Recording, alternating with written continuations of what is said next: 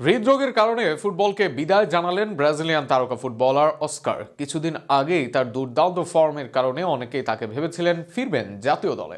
তবে জাতীয় দল দূরে থাক, তিনি বিদায় জানাচ্ছেন ফুটবলকে। আরো শুনুন প্রতিবেদনে। ব্রাজিলের প্রখ্যাত ফুটবলার ও চেলসির প্রাক্তন মিডফিল্ডার অস্কার পেশাদার ফুটবল থেকে অবসরের চূড়ান্ত সিদ্ধান্ত নিতে যাচ্ছেন। সম্প্রতি সাও পাওলোতে অনুশীলনের সময় হঠাৎ অসুস্থ হওয়ার পর চিকিৎসকরা তার হৃদযন্ত্রে গুরুতর সমস্যার কথা জানিয়েছেন। আন্তর্জাতিক সংবাদ মাধ্যমগুলোর প্রতিবেদনে বলা হয়েছে, এই স্বাস্থ্য সতর্কতার কারণে 34 বছর বয়সী খেলোয়াড়টি বুট জোড়া তুলে রাখার সিদ্ধান্ত নিয়েছেন। ঘটনা ঘটে সাও পাওলো ট্রেনিং গ্রাউন্ডে, যখন তিনি এক্সারসাইজ বাইকে ইন্টারভাল ফিটনেস টেস্ট করছেন।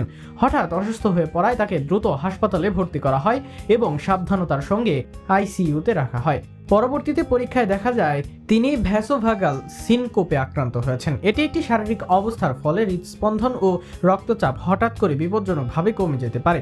এই ঘটনার পরই অস্কার ক্লাব কর্তৃপক্ষকে জানিয়েছেন তিনি আর পেশাদার ফুটবল চালিয়ে যেতে আগ্রহী নন। ধারণা করা হচ্ছে কয়েকদিনের মধ্যে আনুষ্ঠানিকভাবে ফুটবলের জীবনের সমাপ্তি ঘোষণা করবেন তিনি। অস্কার সাও পাওলো যুবদল থেকে উঠে ইউরোপের চেলসির হয়ে নিজেকে প্রতিষ্ঠিত করেন। 2012 সালে চেলসিতে যোগ দিয়ে 203 ম্যাচে 38 গোল করেন তিনি। তার শিরোপা তালিকায় 2টি প্রিমিয়ার লিগ, একটি ইউরোপা লিগ ও একটি লিগ কাপ রয়েছে।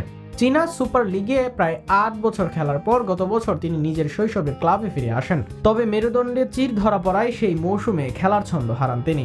ব্রাজিল জাতীয় দলের জার্সিতেও অস্কারের অবদান উল্লেখযোগ্য। 48 আন্তর্জাতিক ম্যাচে 12 গোল করেন এবং কোপা আমেরিকা ও ফিফা কনফেডারেশনস কাপ জয়ী দলের অংশ ছিলেন তিনি। এই হৃদরোগজনিত ঘটনার কারণে তার অবসরের সিদ্ধান্ত ফুটবল ভক্তদের বড়সড় ধাক্কা দিয়েছে।